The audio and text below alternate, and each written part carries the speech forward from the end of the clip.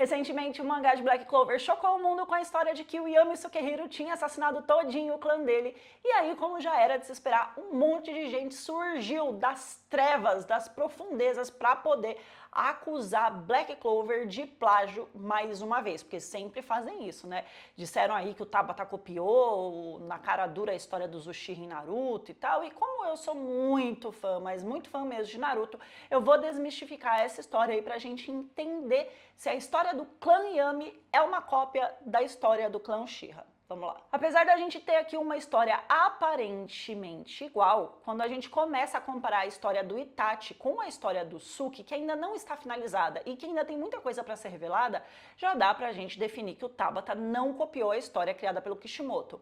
A primeira grande diferença entre as atitudes do Suki e do Itachi está nos clãs, né? No fato de que, diferente do clã Uchiha, o clã Yami não era um clã discriminado dentro da região em que eles viviam.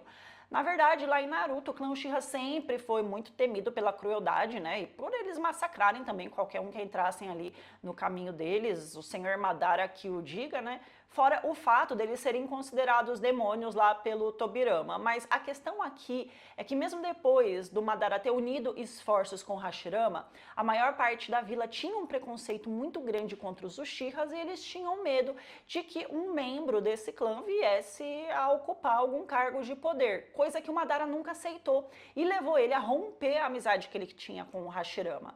Depois que o Tobirama se tornou Hokage, aí escaralhou tudo de vez, né, gente? Porque ele era abertamente contra os Uchiha, porque para ele o Uchiha bom era o Uchiha morto. E ele acabou, assim, manipulando muito a opinião popular contra o clã, até que eles fossem, né, sendo empurrados e colocados para viver ali nas extremidades de Konoha, com aquele papinho furado lá de que era para proteger a vila, né? E aí, em contrapartida, para fazer eles se sentirem importantes ou que eles tinham alguma posição, foi dado a eles o cargo lá da polícia, né, de policiais. Mas foi mesmo como uma forma de poder controlar eles do que qualquer outra coisa, porque se tem um grupo querendo fazer uma rebelião porque eles são sempre impedidos de chegarem ao poder, você dá para eles uma falsa sensação de poder e assim você ameniza o problema. Só que quando a gente olha para a história do clã Yami, a gente entende que eles não eram discriminados e também eles não foram manipulados na tentativa de serem podados, né, como aconteceu ali com os Uchiha. Na verdade, os Yamis eram responsáveis pela segurança de toda a província e isso dava para eles uma certa posição de status diferente dos Uchihas como policiais. Fora isso, o massacre do clã Yami não teve origem em algum conflito entre clãs, né? Ou por eles serem sempre discriminados e tal, e impedidos também, né, de fazerem partes ali de cargos do governo, né, do poder, como aconteceu com os Uchihas, que estavam planejando um golpe e para isso colocaram o Itachi lá como um agente duplo para conseguir informações.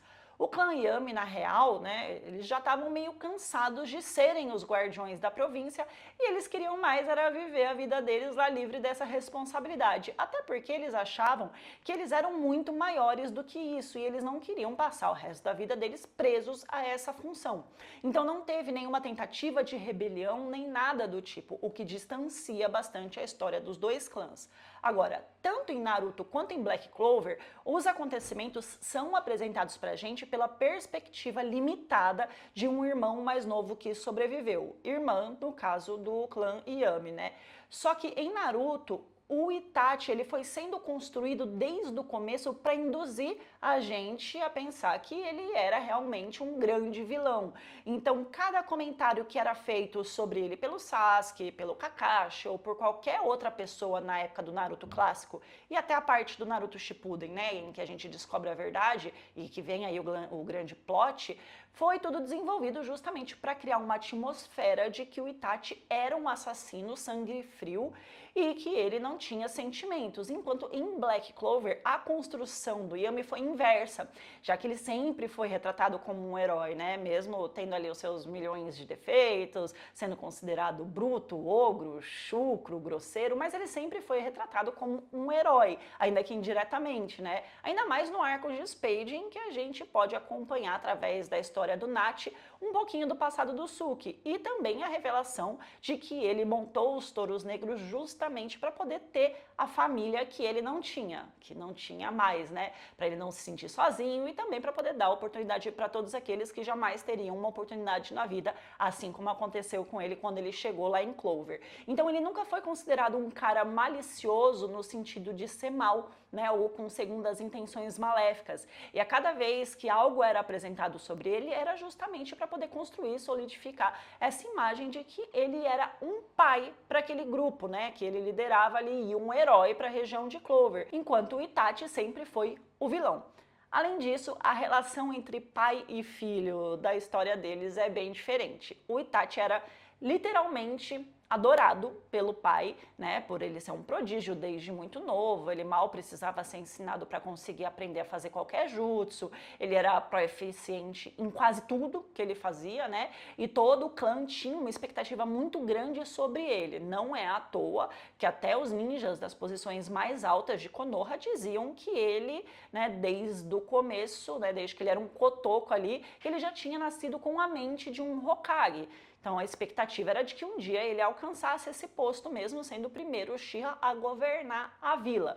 Então o pai dele sempre tratava ele com muito amor, com muito carinho, com muita atenção, largava o Sasuke de lado por ele, né?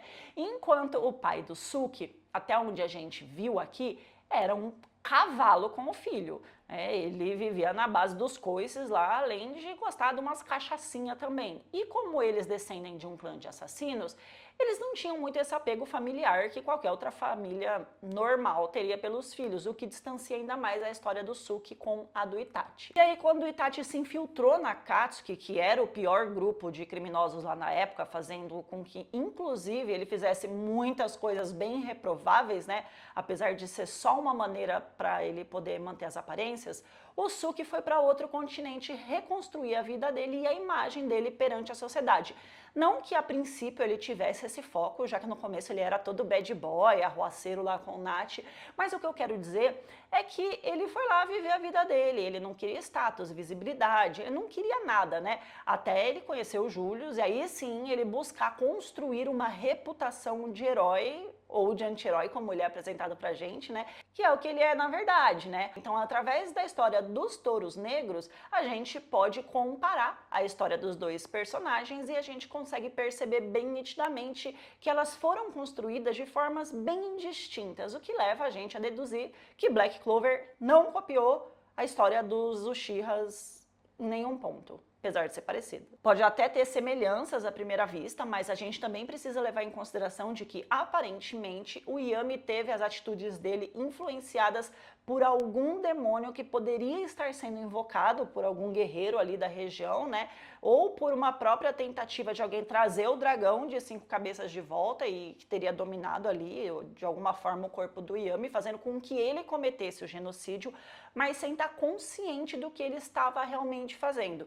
Diferente do Itachi, que sabia muito bem o que ele ia fazer, né? As consequências disso tudo, e que ainda tinha um poder de escolha. E fora tudo isso, a gente tem o fato do Itachi ter derretido o cérebro do Sasuke, botando ele lá nos genjutsu bem louco, né, da vida, e deixando o Pia todo traumatizado, plantando na cabeça dele a ideia de que ele precisava alimentar o ódio cada vez mais dentro do coração para poder depois matar o Itachi. Ou seja, o Itachi acabou com aquela inocência gostosa que o Sasuke poderia ter desfrutado na infância, sabe?